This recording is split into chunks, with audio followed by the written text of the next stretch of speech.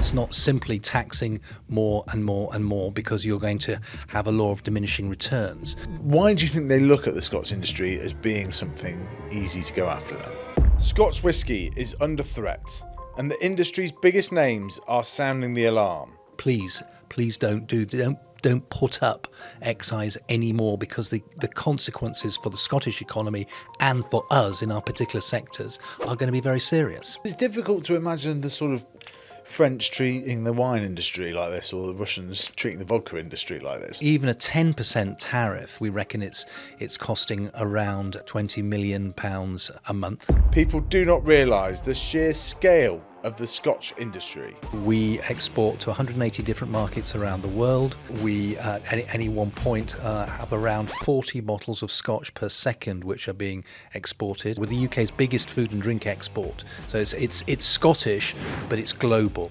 Mark Kent was an ambassador around the world. We had like 48 hours in the country, on the plane. We managed to bring everybody in a huge operation with the Argentine authorities back into Buenos Aires and then onto a plane out of the country. In the world of diplomacy, where you're dealing with sensitive information, you have to ensure that you... His goal now, not just to save Scotch. It's not just getting a penny off a pint that's going to keep our hospitality industry going. It's... But to remind the world what Britain does best. Every time you have an election, you end up seeing politicians go behind a bar and pulling a pint of bitter, generally. Yes. And they have this concept of hospitality and drinks, which is at least kind of 30 or 40 years out of date, right? So make sure you subscribe so we can continue to get bigger and bigger guests. This episode is brought to you in partnership with the Scotch Whisky Association. Mark, welcome to Jimmy's Jobs of the Future. Can you tell us your name and your job? Thank you very much. My name's Mark Kent. I'm the Chief Executive of the Scotch Whisky Association. Now, you have just returned from India a couple of times, but one was on the Prime Minister's trade trip to India. And in my research on this, I discovered that 1 in 30 Scotch bottles gets sold in India. Can you just explain to us how that's happened? So India is the biggest whisky market in the world, and it's got a big domestic industry, which is in fact twice as big as the Scotch whisky industry. So our percentage of the market in India is about 2 to 3%. So it's very small still, obviously at the premium end. Mm-hmm. But there's a big potential for growth there. It's already our biggest market by volume, and those are the figures you refer to. But I think as the middle class grows, as people have more disposable income, the Indian economy grows more generally. We're going to see it get further and further up the value as well as volume. So really, the fact that we've got a free trade agreement with India, which has just been signed, and we hope it's going to come into force next year, is really a landmark. So I was out there, first of all, with the Prime Minister's big business delegation, but then I've just come back after a week in India to talk with the trade associations, to talk with government, to talk about the potential for collaboration. So, for example, a lot of Indian whiskey incorporates an element of Scotch into it when it's sold. So really, there's a potential for growth both in the bulk shipments, but also in the premium bottle segment as well. That's interesting. And what was your view of being on one of these trade trips, right? Because I was obviously on them when advising the Prime Minister, and I always had a bit of a kind of strange role, sort of, you're partly there working with the PM, but you're also looking after the business delegation. So I'd be fascinated to hear how you found being on a prime ministerial trade trip. Very concentrated. So we had like 48 hours in the country, on the plane. I mean, it's very, very good opportunity to talk with other people in business. We had a number of whiskey companies going with us, and also with ministers. And after traveling on a few trips, both in this job and my previous one, you get to know some of the kind of hints and tips for being on one of these planes. So one of the hints and tips is always go towards the back of the plane, because there's more spare seats at the back. So you've got more chance of actually getting to sleep, rather than if you go towards the front, which is where everybody else tends to go. So it was really interesting. It was really important that we should be on the trip, because whiskey was an important part of the deal which has been agreed, and we were back within a month to ensure that we start to work on some of the issues that we need to do in order to form that strategic partnership for the future. And it really is like an international sort of symbol, Scotch, in some ways, isn't it? Of the kind of like international footprint of the UK. I remember sort of the British military, British Army would often really appreciate mini bottles of Scotch when sort of being visited by various leaders and so on. Like, what was your impression that you came away from India when it comes to that? Is it growing in importance? Yes, yes. I mean, it's India is a very well-informed market about Scotch and the various types. And what's important actually in that respect is that now we've got the overall external tariff coming down. There's going to be more of our smaller distilleries who previously would have been a little bit cautious about going into a market with such high tariffs. They're now starting to explore the market. So Indian consumers are going to see even more varieties of Scotch in the future. Um, and what's your kind of assessment of, well, firstly, who else joined you on the trip? Who were the other kind of Scotch companies that were out there? Well, we had some of the bigger players. So, for example, Diageo were there, Glenmorangie, Edrington, whose foremost brand is the Macallan. But also one of our smaller members recently started up the Port of Leith distillery, and they're one of these smaller distillers who's looking at the potential for starting to export into the market. And just give us a quick overview. We'll come back to the job specifically, but an overview of the size of Scotch whisky, because I think some people can still think of it as almost a little bit of a cottage industry, perhaps if they don't drink it and so on. Like, but just give us some of the numbers behind the industry at the moment. Well, I mean, we export to 180 different markets around the world. We at any one point have around 40 bottles of Scotch per second, which are being exported. Wow. That will change from year to year, but that Yeah, gives yeah, you an idea of how much is going in there. We're the UK's biggest food and drink export, so it's Scottish, but it's global, and that's a yeah. really important point. Sometimes you have to make that this is an important industry, not just for Scotland, but for the whole of the UK. And well, what are the other sort of? But just sometimes I think this exporting point can get a little bit lost on people in terms of partly because it sort of goes overseas, etc. But just give us an example of some of the other things that we export. So you're talking there about it being our biggest food and drink export. What is the next biggest item on that list?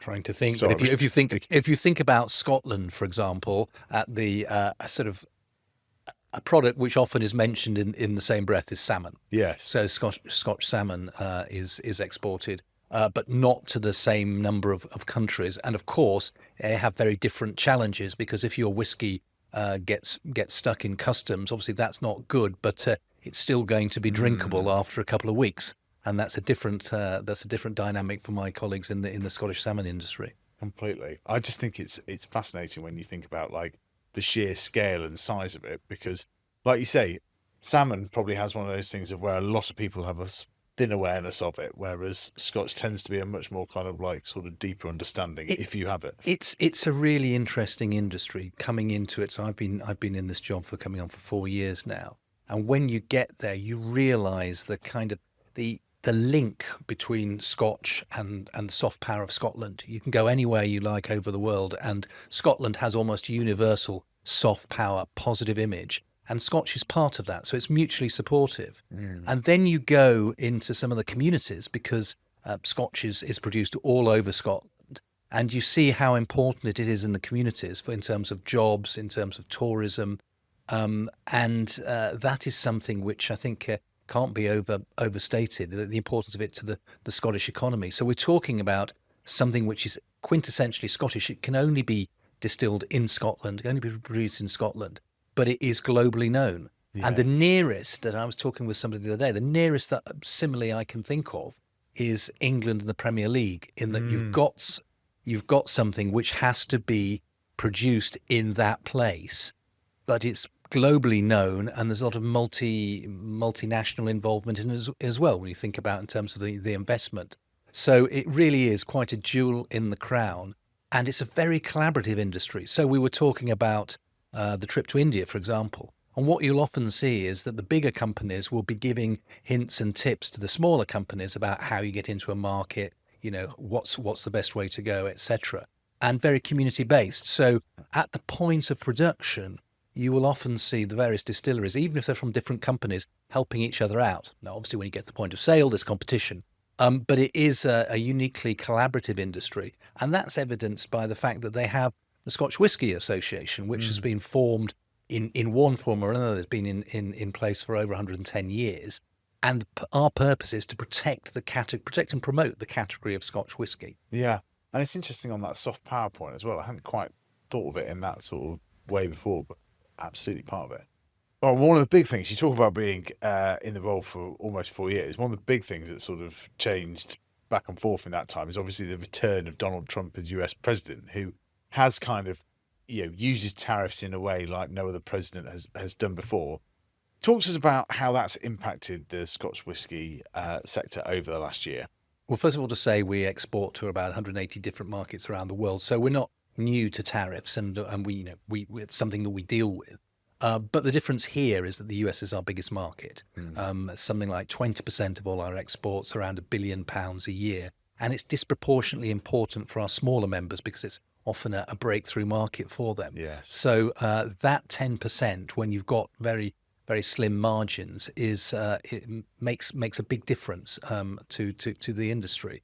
And then if you look at the fact that this comes on top of domestic headwinds as well, we've been hit in the last couple of years, the last couple of budgets, by a total of 14% increase in excise duty. It's a very difficult time, and we think that we've lost over 1,000 direct jobs in the industry, and that is just increasing every week. We hear more stories of closures, including in our supply chains. So it's a very challenging moment. And we talked about India. India is very much a long-term opportunity for the industry. But we've got to get from the here and now to the moment which the production starts coming in. And as you know about the whiskey industry, it's a long-term industry. So you need a minimum of 3 years to mature your whiskey. And then often, a lot longer in terms of some of the expressions. So you have to plan in moments of quite difficult short-term volatility. You have to plan 10, 15, 20 years ahead. And at the moment, we've got to get through the short-term challenges. And that's because in relation, you talked about like a couple of months ago, sort of 1,000 jobs being lost. And for context, the entire industry employs about 44,000, right? So you're looking at sort of almost 2% of the workforce kind of going over the last year, over the last couple of budgets, as you say. Like, it's not just been a Labour thing. It was also something brought in by the Conservatives at the end as well. But what are you thinking might happen? Because we're also chatting on the day that unemployment has risen to its highest level since COVID as well, right? This pressures that are being faced right across the kind of business industry. But specifically, what has been the impact of excise in the last two budgets? Well, what we tend to see is that there is not a correlation between the rate of tax that you put and the increase in receipts, and quite the opposite. Every time we've seen a freeze, we've seen the income to the exchequer go up. And every time that there's an increase, the receipts have fallen short. The OBR estimates have been consistently wrong over the past few years. And we've also got to think about the wider effect of excise duty increases on the economy, in that when this happens, the money which companies were going to be investing in jobs, in new plants, etc., is not coming. So that has a knock-on effect throughout our supply chain, right from hospitality. And we've seen the job losses in hospitality are really eye-watering, on tourism, right the way back through the chain, through the maltings and the farmers. So I was out at a farm just a month or so ago, and they were asking me, look, what's happening with tariffs? What's happening with excise duty? What's happening with India? Because all of these are factors about how much they should be planting in terms of barley, because over 90% of our barley comes from Scotland. So all of this has a knock-on effect on the wider economy. And you're right, we're over 40,000 jobs in Scotland, but over 60,000 in the wider UK. So this does have an effect. And so it's interesting that in terms of excise being increased by 14% over the last two budgets, and but that leaving tax receipts at basically static or even just slightly lower, right? Falling, that's right. I mean, this is the real challenge, and It's the part of Laffer curve in part of action. yeah, this is the Laffer curve Yeah. exactly. But part of our problem has been our success. Okay, so we are seen as a very resilient industry. We've got a fantastic product, so it's assumed we're always going to be doing well, and the industry just tends to get on with it, to buckle Yes. down and keep on producing. And I think now is the time for us to say, look, this is really a moment of crisis for many, many people in the industry. We cannot just assume that you keep on shaking the tree and the apples fall off, because if they're not in the right conditions to grow in the first place, you're not going to get the harvest. So we just have to keep on explaining. And sometimes that's a challenge when we're dealing with government. I mean, government of any sort, is that there isn't always that understanding of the dynamics of the industry. When I visited a number of distilleries for you guys a couple of years ago, I was quite struck by the sort of long-term planning that has to go on for this. Like, if you want to start a business, you might not be making revenue for, a decade at least. How do you go about sort of like planning that in terms of the sort of advocacy efforts that you're doing? Well, you have to keep on coming back to the fact that this is a very resilient industry, and it will take decisions in moments of short-term volatility, which are then going to have an effect sort of 10, 15, 20 years in advance. But also, and that's is a point which is relevant to the debate which we're having on excise duty, is that industry thrives on certainty and stability. And what we've seen under both Labour and Conservative governments have been long periods of duty freezes. And that's why we're asking for a duty freeze over the course of this next Parliament, which enables business to plan and to invest with more certainty. Because there's been, for the last, if you take the tax history of Scotch, for the last 100 years, there's been 4 cuts, but the longest freeze was delivered by Gordon Brown. That's right. That's right, by Gordon Brown, who put up the rate during his first budget and never touched it again during the rest of his time as Chancellor. But this is it, right? So I was speaking to a few friends kind of in the whiskey trade before this, and one of the other stats that always jumps out at me is that there's over 2 million people visit whiskey distilleries, right? Like, that is, again, there's all these sort of secondary impacts of it as well. That is a huge kind of like tourism driver. But they were saying that people now from Germany and Japan that come and visit will not end up buying the Scotch there, because the excise is so high in the UK that it is cheaper for them to buy it in Germany or Japan. And that's crazy. So it's like £12 on a bottle of Scotch now in the UK, whereas in Germany and Japan it's sort of £5 and £3. That's absolutely right. So we have the highest excise duty in the G7. If you take us as part of the wider European scene, we're the 4th highest. So this does have an effect. And you're absolutely right, because I was in a distillery the other day and I said, how's it going? And they said, well, visitors, it's steady, but they say exactly that. We're not going to pay for a bottle here from the distillery because it's cheaper for me to go and get it back home. And that, when you have, your other figure is absolutely right, over 2 million visitors, and that's about 2 out of every 3 visitors to Scotland visit a whiskey distillery. That has an effect on the wider economy. Yeah, and going back to the point that we were talking about, the soft power and the drivers like the Premier League, you get a lot of people who have a favourite whiskey, and they will come and they want to go to their distillery because whiskey is linked very much to place. So the distillery is where their favourite whiskey is produced. They know it. They want to know the story. They want to have the experience. They want to fill a bottle.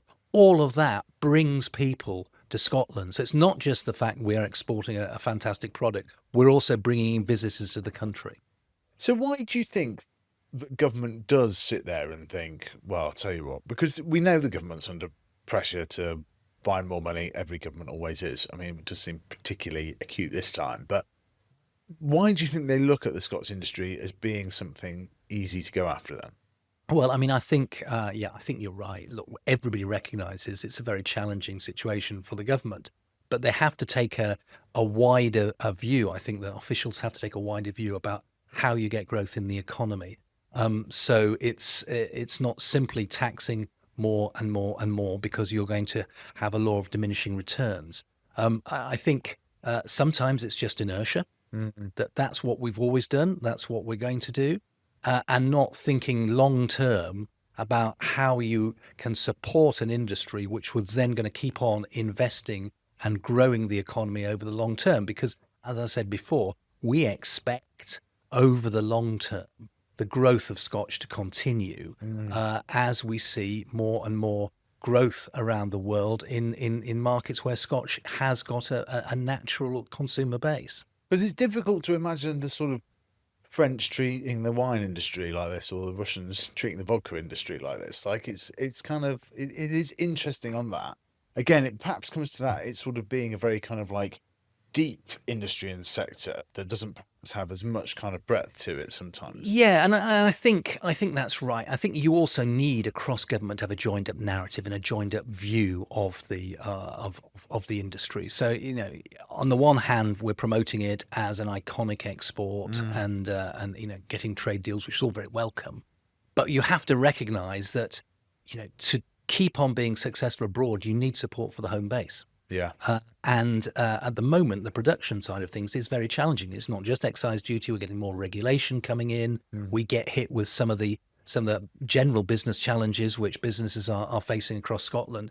And I think that's recognised in the wider industry. Just over the past few weeks, we've had a letter of 12 Scottish business organisations ranging from the NFU to the Chambers of Commerce to the hospitality industry, writing to the Chancellor, say, please don't put up excise anymore, because the consequences for the Scottish economy and for us in our particular sectors are going to be very serious. And similarly, the GMB. So I think there is an understanding, but what we want the government to be doing is taking a strategic view of the importance of this industry to their long-term growth agenda. And how... One of the things that was interesting, that sort of had one of the weird benefits of the 2017 general election on my reflections during that time, was that it ended up being we ended up with a few Scottish Conservative MPs, which had been quite a sort of rarity at the time. Like, one of the interesting things is, because the Labour Party has sort of struggled somewhat in north of the border for the last few years, but has now got more MPs there. Just who are the sort of like power players that are making the case for that, I guess, in the thing? Because of course, under the previous Labour government, the Chancellor or the Prime Minister was Scottish. Well, I mean, we do have a lot of Scottish MPs in the government now, so we hope that they will be making the case. I mean, we're in constant contact with the Secretary of State for Scotland, with MPs and MSPs of all parties across Scotland, because they see the importance in their constituencies of the industry. So we're going to keep on making that point in Scotland, but also down here in Westminster, which is why I'm here to meet with the Treasury. We just have to keep on explaining the consequences and the importance of the industry, and how actually we're not asking for help or as such for our own benefit. It's also going to benefit the wider economy over the long run. So talk to us about your job and so on, because it'd be fascinating to understand how many people the kind of Scotch Whisky Association employs directly itself, but also a bit more about how those sort of 44,000 or 40,000 plus, let's say, jobs kind of break down as well. So my job is absolutely fascinating. One of the things that's interesting about the Scotch whisky industry and the Scotch Whisky Association, which is a trade association first and foremost, is the breadth of issues it covers and the breadth of stakeholders.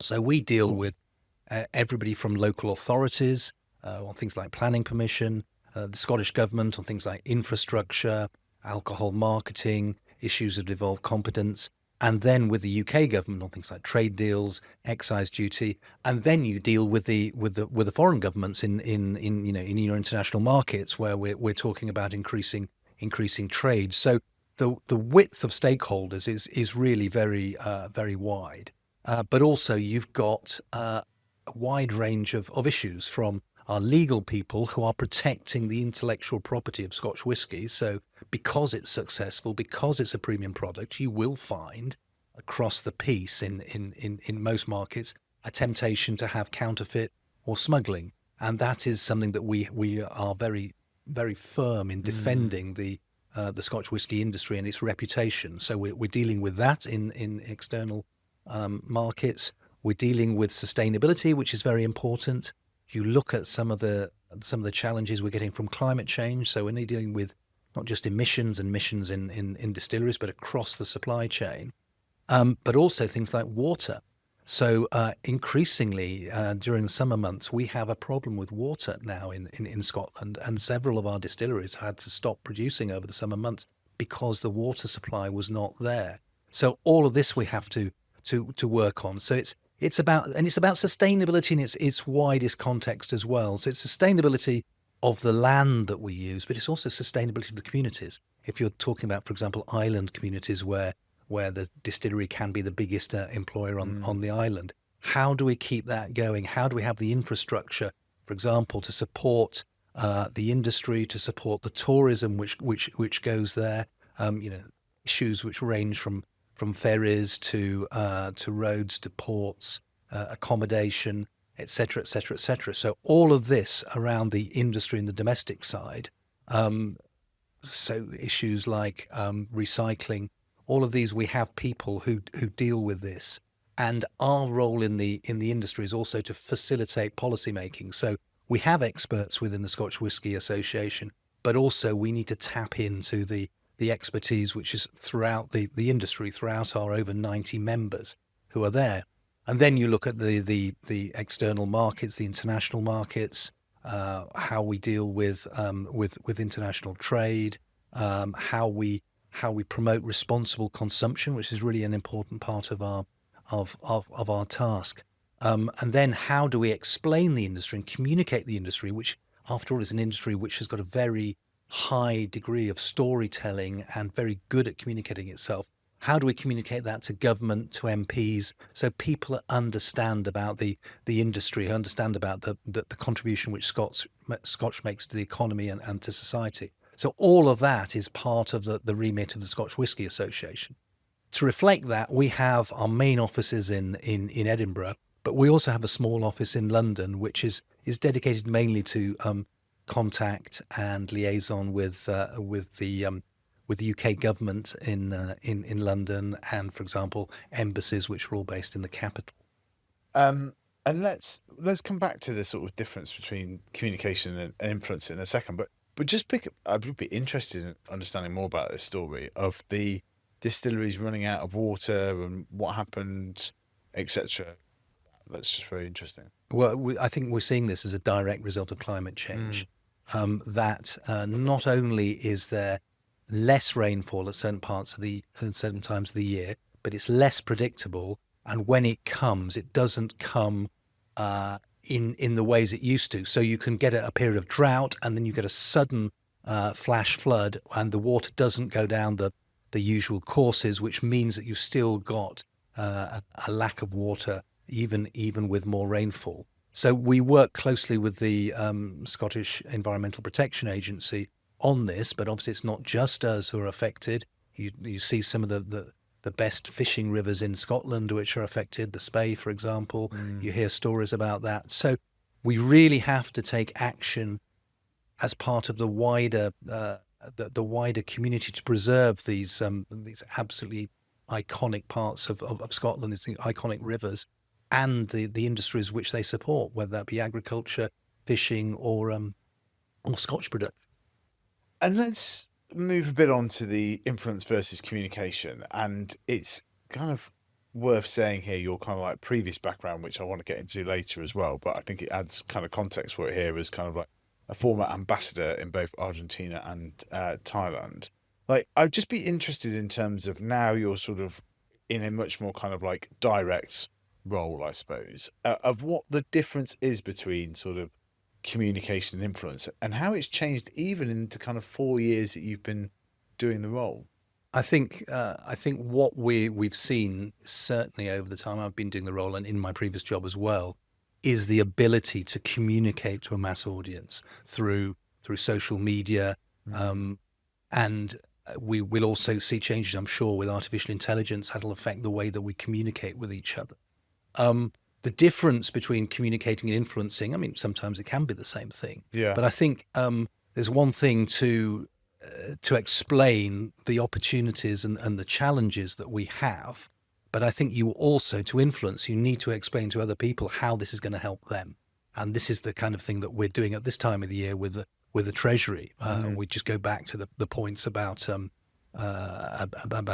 excise duty, but also when I was in India, you point out about how a decrease in external tariffs is going to help Indian industry, Indian tourism, the Indian exchequer.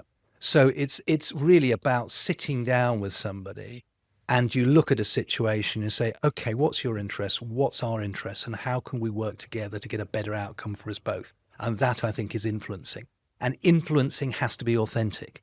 So if I'm giving you a proposition which actually doesn't stack up, you're not going to want to have a long-term relationship with me. And whether you're talking about diplomacy and sort of links between countries, or you're talking about important industries, you've got to take a long-term relationship-based approach. And the Scotch whisky industry, if you go up to Scotland, you'll see it's all about relationships and trust. Yeah. And that's essential whether you're dealing with government, whether you're dealing with industry, or whether you're dealing with diplomacy. So all of this, I think, is quite a transferable skill from the world of diplomacy to the world of Scotch whisky. What made you want to get into diplomacy in the first? What's the origin story of it? It's a long story, but it's something that I think is. Let me take it back to where I grew up. I grew up in Lincolnshire on a little farm. My father's a lorry driver, and at that time, everybody is influenced by their surroundings and the expectations of the people around them. So I never expected to go to university. I was very lucky at the local school. There was a teacher who said, you should try for university. I didn't, because at that time in Lincolnshire, rural community, you thought about maybe going working in the local bank or maybe as a clerk in the solicitors. But I got to go to Oxford. I was really lucky. And that sort of changed your horizons. It broadens your horizons. But it also gives you a sense of deep humility as well. So my father was a lorry driver. My grandfather was a lorry driver. I remember my grandfather sitting down at the table once with me and he said, look, we're really proud of you. You're going to go to Oxford. You're going to be the first person in the family to go to university. And he said, just remember, when you're up there, you're as good as anybody there. And when you come back to the village, you know better than anybody here. And that kind of gives you a grounding. So anyway, I go to Oxford. I studied law.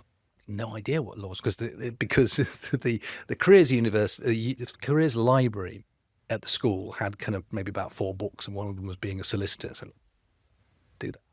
And then I went and studied European law, and it was just something I kind of fell into. You do that sometimes. And I got another pamphlet which showed going and living abroad and going in embassies. Well, that was quite good fun because when you used to go on the family holiday, it was great. And you'd go through and you'd have a little outing through the duty free, that kind of thing. So absolutely by accident. And my background was in European law, and the first job that I was given was the Middle East peace process. So I had no idea.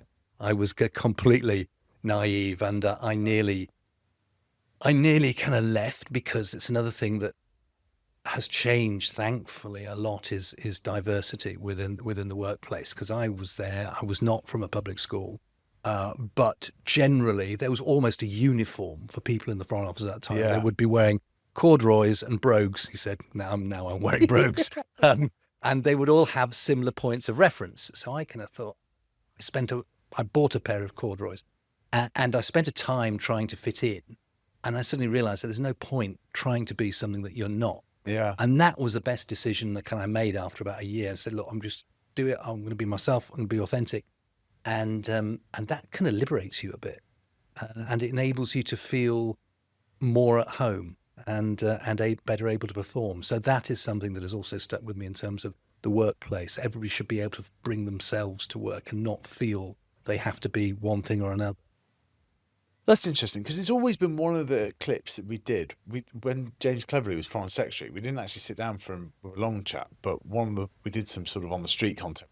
And one of the questions that we asked was how to be a diplomat. And it was basically it is one of our best performing videos ever, and it's still, interestingly, one of the ones that is still, you get spikes with these modern kind of videos, right? In terms of sub, that is one that is consistently being viewed about 500 to 1,000 times a day, which I always think is fascinating. Now, it definitely always gets a bump when the new Netflix series of Yes. Diplomat comes out, which would be also interested to your theories on that as well. But it just, there is very much seen to be a sort of, an FCDO type, isn't there? As you kind of touch on there, like I think that's changing, to be fair, and there's been a lot of efforts made on it because they had to be a lot of efforts made on it. Yeah. And I think the other thing about, you're talking about how to be a diplomat.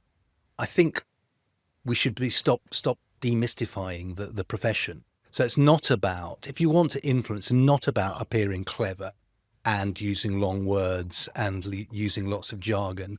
Generally, if you want to influence as a diplomat, you have to make people feel valued. Yeah. You have to be understood by others, which means speaking simply and explaining things in a simple manner that everybody can understand, not patronizing people. You've got to create trust and empathy. And that is far more important, I think, than having a lot of clever points to make to other people as if you're kind of lecturing them. So I think the best thing we can do as a foreign service is to reflect our domestic community and to understand other cultures. And part of that is actually learning languages, which I think learning languages in the education system needs to be promoted and pushed. Because by understanding languages, when I went abroad, you kind of it helps you understand the culture as well. It's one interesting because on Microsoft's AI research the other day, and this was what people put into Teams, they said the two jobs that are most likely to go are translators, and then second was historians. And as somebody who's studied history a lot, but I just thought actually it's also a misunderstanding of what those jobs and those skills actually relate to, because all my mates that were doing languages at university, like it was beyond the sort of language or was far beyond sort of simple translation, right? Like it was basically understanding the culture of these places was so much more of it. And I think that's something that we sort of misunderstand when we talk about languages and the importance of people doing it. Yeah, even a simple thing like the word you. So in English we have one word for you. In certain cultures, especially in Asia, for example in Thailand where I was, you have different words for you according to the relationship that you have with the person you're speaking to, and that reflects things like seniority, age, social position, and different vocabulary as well. So it's not how many words are there then for that? Because I know the French have got the French have got two. You've got similar in Spanish and Portuguese. In Vietnamese, in Thai, there's more, and it was more positional as well. So you have various different words for family members, according to whether that's your elder auntie or your younger uncle or whatever, and it reflects the sort of the family concept as well. That's interesting. So what were the other things? Because you did it also in two very different places in Thailand and Argentina, right? Yeah, and I went from Thailand to Argentina, and that is absolutely fascinating because Thai culture is, like a lot of Asian culture, is very respectful, very quiet. Your personality changes when you speak the language. So generally, if I was speaking Thai, I would be quieter, and it would be almost unconscious because you're mirroring the way everybody else speaks. You've got to be very careful not to sort of point at certain areas, especially your feet or the head, and you would never really get into somebody's personal space. So I leave Thailand after 4 years, and I arrive in Buenos Aires, and the first thing you do, everybody gives you a big hug and a slap, and it's very, very different, right? But both wonderful countries. I had fantastic times in Thailand, in Vietnam before it, and in Argentina. So you learn so much about other people, and you learn so much about how you relate to other people and empathy, and how we can accept difference and look to accentuate commonalities. And so what is the job of a modern day ambassador? Because it used to be, again, this is sort of stuck in a bygone age, but these things do kind of hang around in terms of sort of the telegrams and picking up that local intelligence, more of which is now available via sort of international news outlets and so on. But I'd just be fascinated how your kind of like week broke down and what you were kind of, what were the objectives? What were the kind of KPIs of an Well, ambassador? it would be very varied. You'd have your business plan at the beginning of the year, like everyone else. And now, a country like Thailand, we have a lot of British tourists there. So a lot of what you're doing is assisting British tourists when they get into difficulty.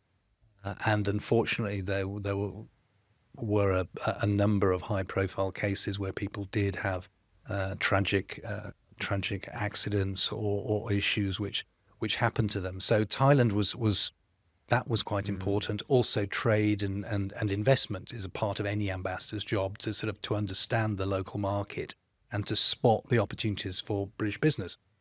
And to do that, you have to understand the UK economy, because there's no point in identifying great opportunities in theory if the UK doesn't have the capacity to take advantage of them. So there's always a constant dialogue between yourself, the local industry, for example, and back in the UK. And that's why, in this job, we give a lot of importance to our contacts with Department of Business and Trade, with the embassies, so that they can understand the issues that we have, and they can help us find the right way to address them.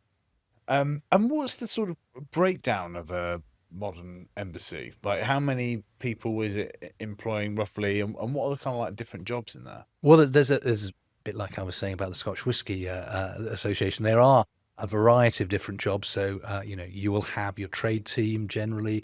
You will have a team dealing with consular issues to support British tourists and British nationals abroad. You'll have a political team to help you understand the politics of where you are. Generally, more and more science and technology, scientific collaboration is something which is important. And there tend to be a range of attachés, networks of attachés across the world. Not in every embassy, but you'll have agricultural attachés with whom we deal with, because obviously we're a food and drink export. You'll have intellectual property attachés who will deal with some of these issues we were talking about earlier about counterfeiting and smuggling. So you will have a team, or you'll have the potential to draw on expertise which may be regional, which fits the needs of the particular country you're in. So, for example, when I was in Argentina, we still got tourists, but a lot less because of the distance than you would in Thailand. Yeah. But far more importance in terms of some of the political issues we were dealing with. So, with the Falklands, obviously, the Argentine claim to the sovereignty of the Falklands was an important issue. And you'd have a lot of social contact, because you have to be talking to people the whole time, whether that be in person or electronically. And then all of that suddenly changed in the space of less than a week. Yeah. When we had COVID, and suddenly I found myself in a rather bizarre situation of, for about a week, going and putting on my my suit, as I always did every day, coming down to my dining table and sitting down on my own in my dining table wearing a suit. And it was kind of like, well, what am I doing here? But we adapted, right? And the public sector and private sector adapted. Yeah. We used Teams, virtual work. And then your work changed as well in Argentina, which is a huge country, as you probably know, right down from around from the polar end right up to the north and the deserts, and not always easy to get around. We had then to focus on helping British tourists get out back home, and that culminated in a couple of chartered flights that we managed to bring everybody in a huge operation with the Argentine authorities back into Buenos Aires, and then onto a plane out of the country. Amazing. That must have been quite a. It was, and especially it's not my foremost skill is logistics, but luckily we had some logistics experts in the embassy who could work out how long it was going to take and what the routes were. And I mean, it's interesting because obviously, sort of Argentina is now being held up as, like, with Milei and everything. I mean, you must have quite an informed view of it. I mean, what's your kind of like take on what's happening?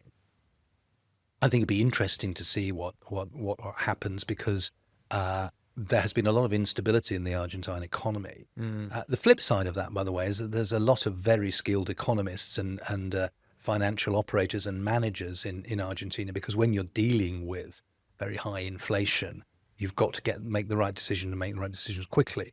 I think the potential in Argentina is certainly there. It was in the last century. It was around Well, exactly, 'cause the this is- eighth biggest economy in the world. Exactly. And it's always one of the fascinating examples that I think about. Like when we talk about growth, prosperity, sometimes I think in this country, we just assume that's a kind of like given. And it's like, can't guarantee progress, And a great example is Argentina, one of the world's most powerful countries at the beginning of the 20th century. And then, by the end of it, has sort of slipped down all the rankings and so on. Yeah, I mean, I think that's right. I mean, I think obviously every government wants to improve the welfare of its people, economic and social. But there are basic rules which you learn in the family, which are, for example, you don't live beyond your means. Yeah. And that if you're spending more than is coming in, or if you're not planning for the longer term, you're going to run into problems. And I think that has been an issue with Argentina in the past. And if you compare with other countries which were at a similar level over 100 years ago, the course has been very different.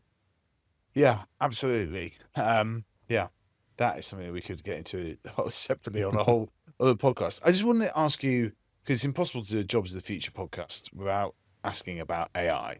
Now, when I look at sort of, the Foreign Office and Scotch Whisky, I sort of think, well, they might be two industries that aren't wholly impacted by AI, or at least immediately.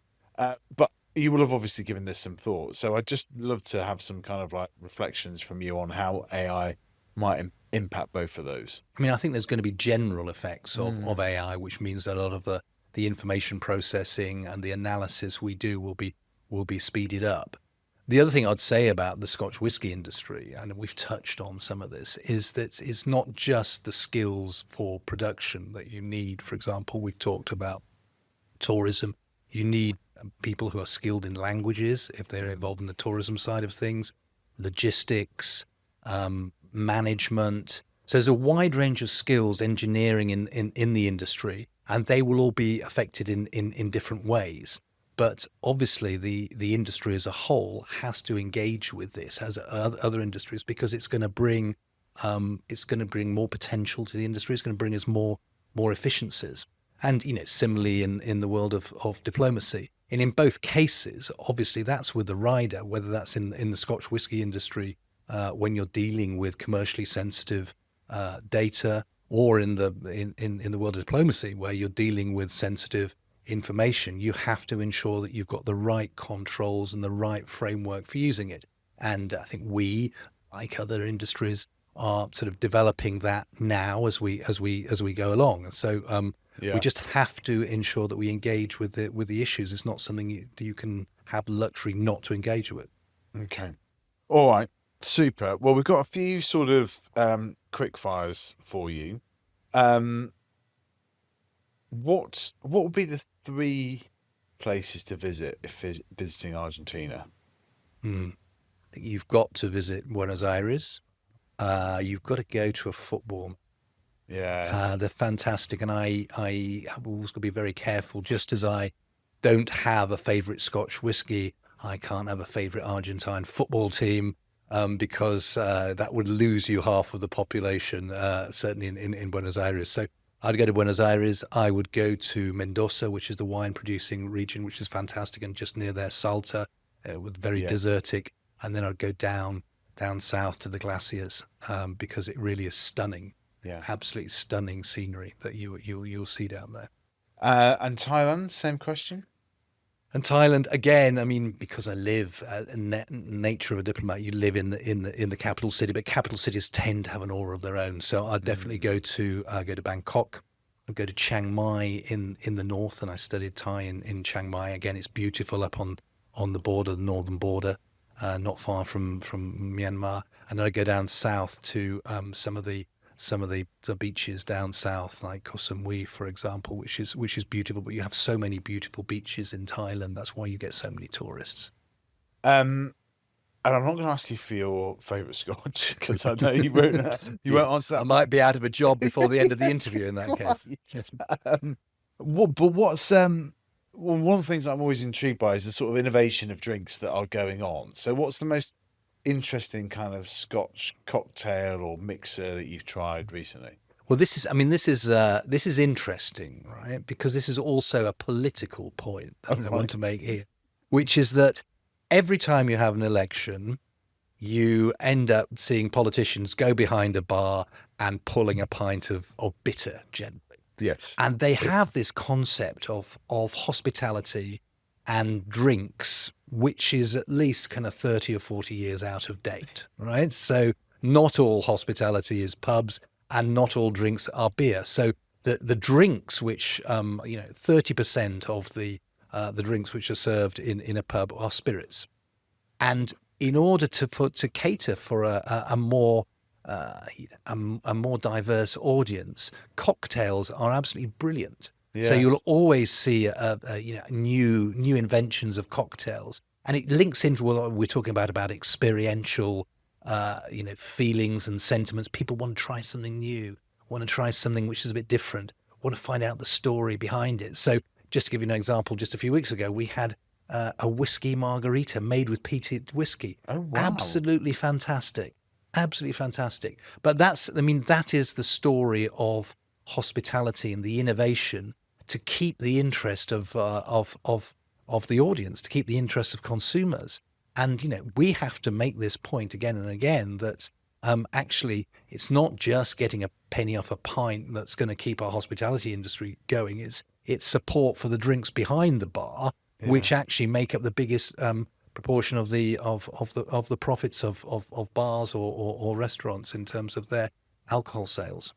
So why do you think cocktails are increasing in popularity so much? Well, I think there's a number of reasons. First of all, the versatility of cocktails. There's a scope for innovation there that means you can always be tasting something different, having a new experience.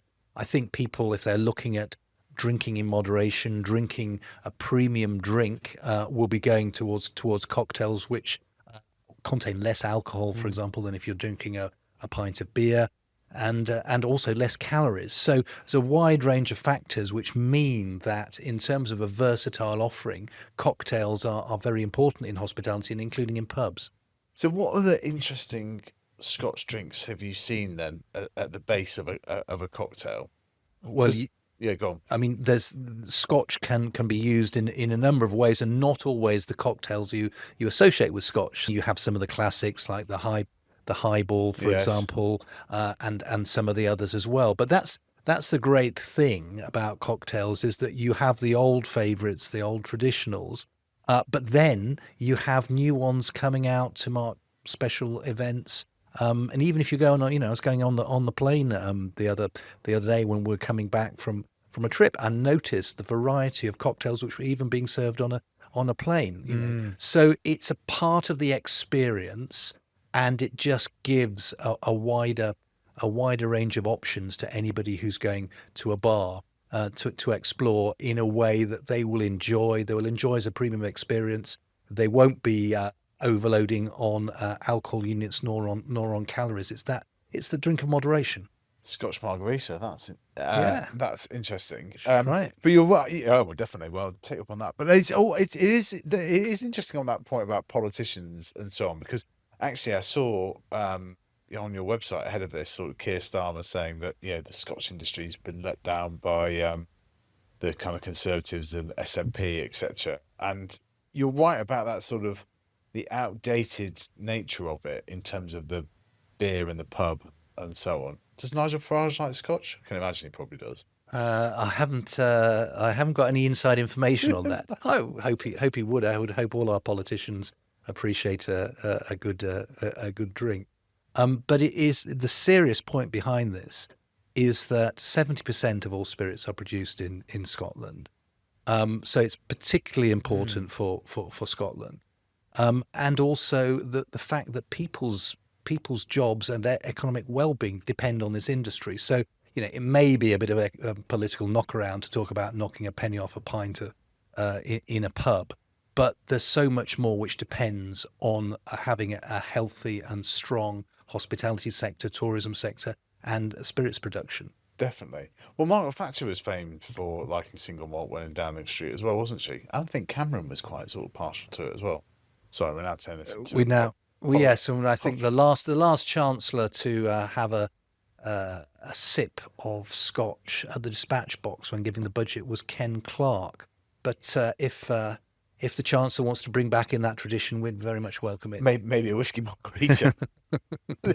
She might need it at the end of it. There's no doubt about that. Thanks so much for coming on. It's been a real pleasure, Mark, chatting to you about Scotch, but also your background and your career is fascinating. And I hadn't sort of appreciated the background that you come from, what your parents had done, but it was really interesting to hear, and how you've had two sort of very interesting but different jobs that have got transferable skills between them. Yes, as I say, you only live twice. Thanks a lot, Jimmy.